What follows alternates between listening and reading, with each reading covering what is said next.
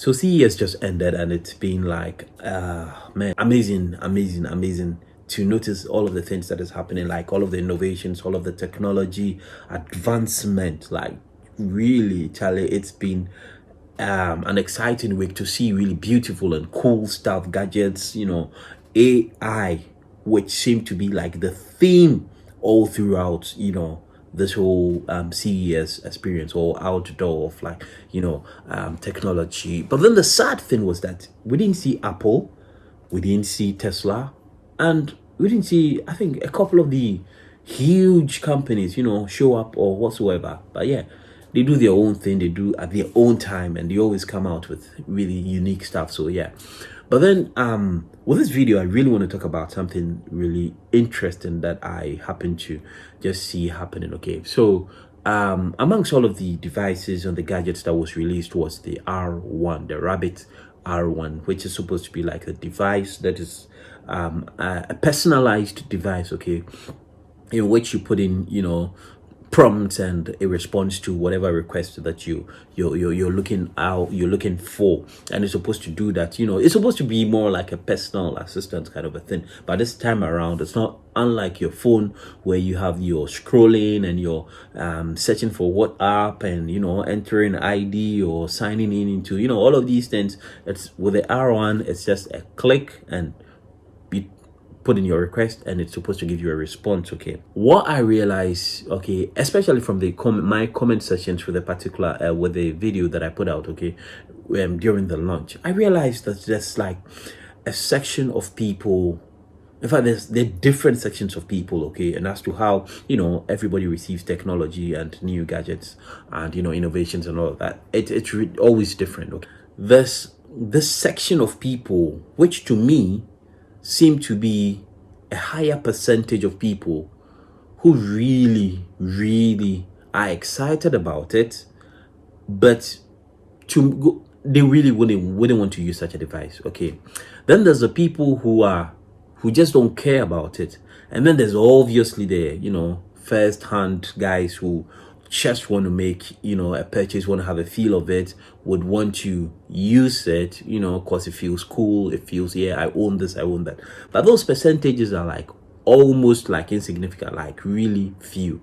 Yes, we've also seen the fact that if you check on the Rabbit Tech website, they have actually sold out, like I think three batches or so. That's like all been sold out, and they're still placing in all of them. But then yeah, it's been sold out. So who are buying them? Obviously consumers of different kinds, of different ranges, different whichever way you want to look at it. Okay, let me come from this point. Whichever way you want to look at it, I think that technology is going to affect you, whether you like it or not, whether you use it or not, whether you subscribe to it or not. It's going to have an effect on you. Okay, indirectly or directly. Your home, your job, your everyday life, your driving, your cell phone usage. If you're going to be on the internet, okay, if you keep an email, if you unless you're telling yourself, okay, you're going to go live in some fake Amazon forest and have nothing to do with everything that is happening in the world today, then yeah, you might be off the system, off the grid. Then yeah, I can understand you from that point. But until then, technology is going to have an effect on you. Again, the fact that I think manufacturers and companies are not really looking to the core of what matters to people is another issue. Okay, people are fed up with a lot of technologies. The fact that they become so intrusive, they become so personalized, okay, into their lives, and they like, it's almost as if they know all about you from your beginning to your end. Like the beginning, when you wake up, all the way through to you go back to bed. It's like technology knows all about you. AI devices know all about you. Personal assistants know all about you. Your phone knows all about you. And I feel that people have really expressed it, especially with the Rabbit personal assistant device. And I think it should be a worry to companies. Well, I don't know how they would want to look at it. I think they know. I know they know. And that's why a company like Apple constantly would, keep to, oh, your privacy, your privacy, your privacy, your privacy, and all of that. Like, they talk a lot more about privacy and all that comes with it, okay? And so if they're not paying attention, I think it's time they began paying attention. When companies always come out with like new devices and new technologies, and they're like, oh, technology is going to help make life easier, it's going to add up to society, it's going to make life easier for people. But really, if we look in depth, okay, how has technology really affected or helped people? How has it yes, there's always a positive side, okay? People have benefited in, become more efficient, okay, in running everyday routine, okay? Companies are also benefiting as well.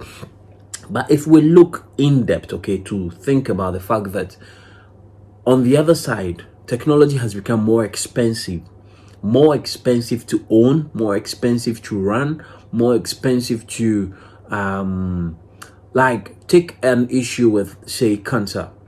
When have we known cancer existed? Okay, there's been so much money that has been like pumped into cancer research.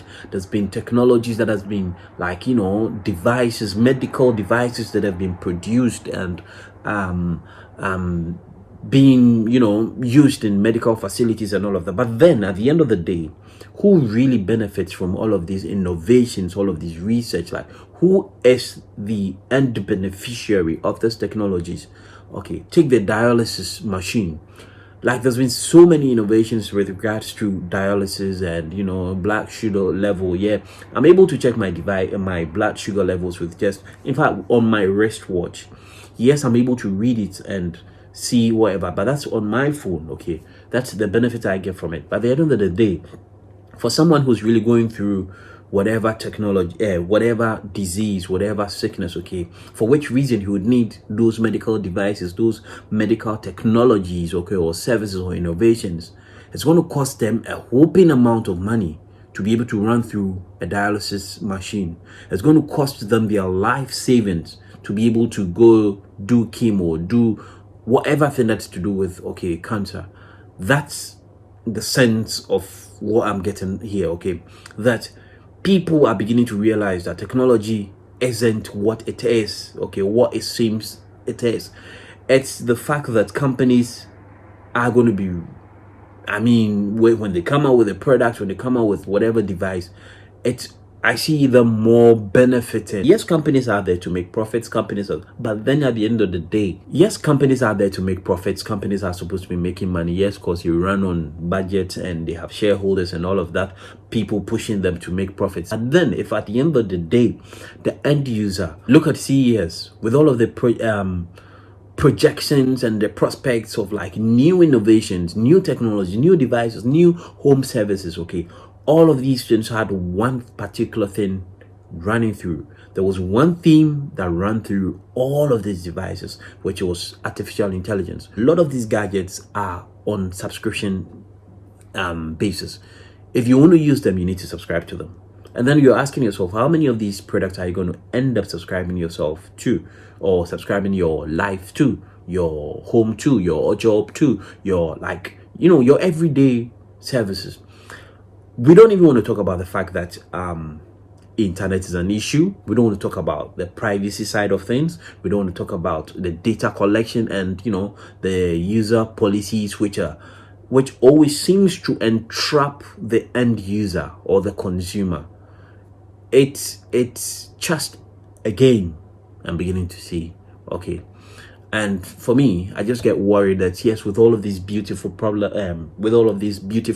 products and devices, the end game, okay, is that the consumers are having issues. Consumers have a real life issue. And if my energy bills are not going to go down because I'm on, solar, or I'm on electricity, okay, then what's the point? What's the point of advancing?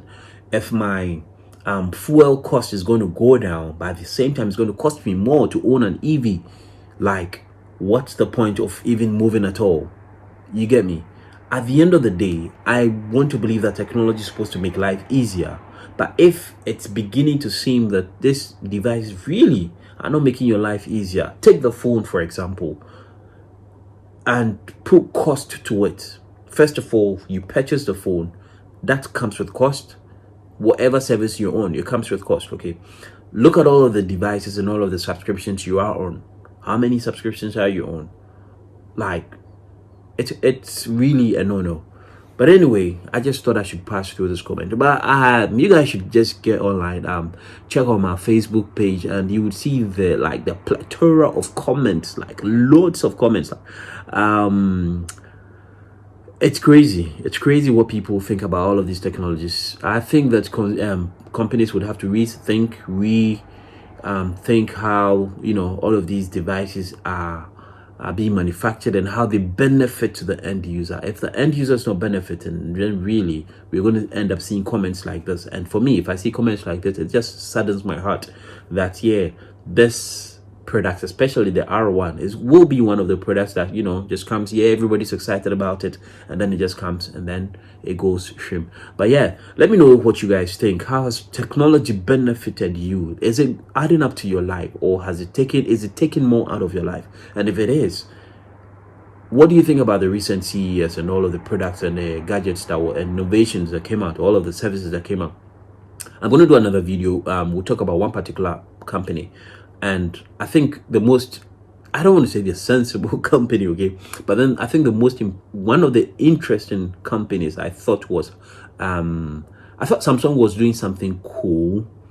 And then again, LG was also doing something cool. But let me just leave it now for now. Let me leave it here for now. We'll talk again in some other video regarding, everything technology, everything AI, and then also to talk about the fact that the World Economic Forum also is just in its yearly annual meeting, and with all the things you're talking about, AI and technology and the link between all of these recent occurrences, especially with this week, the release of a lot of these gadgets, okay, and the policies that they are seeking to drive.